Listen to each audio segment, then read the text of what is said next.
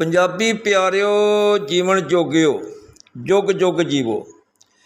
ਪੰਜਾਬ ਅਤੇ ਪੰਜਾਬੀ ਨੂੰ ਸੂਫੀਆ ਦੀ ਪ੍ਰੇਮ ਪ੍ਰਚਾਰ ਲਹਿਰ ਨਾਲ ਜੋੜੇ ਬਗੈਰ ਨਾ ਅਸਾਂ ਇੱਥੋਂ ਜਾਲਤ ਖ਼ਤਮ ਕਰ ਸਕਦੇ ਹਾਂ ਅਤੇ ਨਾ 100% ਲਿਟਰੇਸੀ ਰੇਟ ਕਰਕੇ ਪੜ੍ਹਿਆ ਲਿਖਿਆ ਪੰਜਾਬ ਬਣਾ ਸਕਦੇ ਹਾਂ।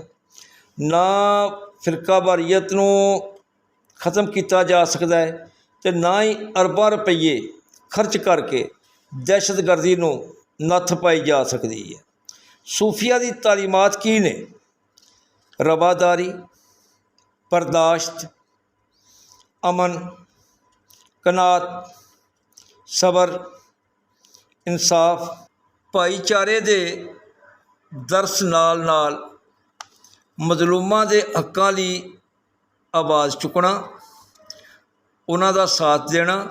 ਜਿਵੇਂ ਕਿ ਸਾਡੇ ਮਲਦੂ ਲਾਲ ਹੁਸੈਨ ਰਹਿਮਤੁல்லாਹ ਅਲੈਹ ਨੇ ਦੁੱਲੇ ਭੱਟੀ ਜੀ ਦਾ ਸਾਥ ਉਸ ਸਮੇਂ ਲਲਕਰ ਕੇ ਦਿੱਤਾ ਸੀ।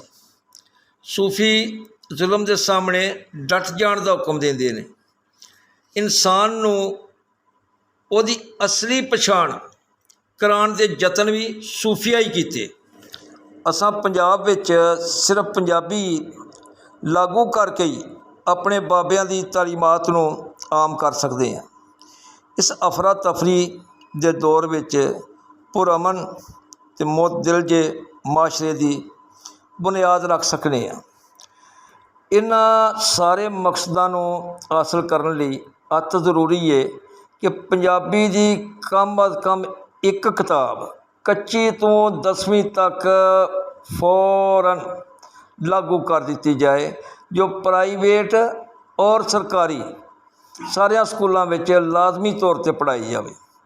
ਜੀਵੇ ਪੰਜਾਬ, ਸਦਾ ਜੀਵੇ।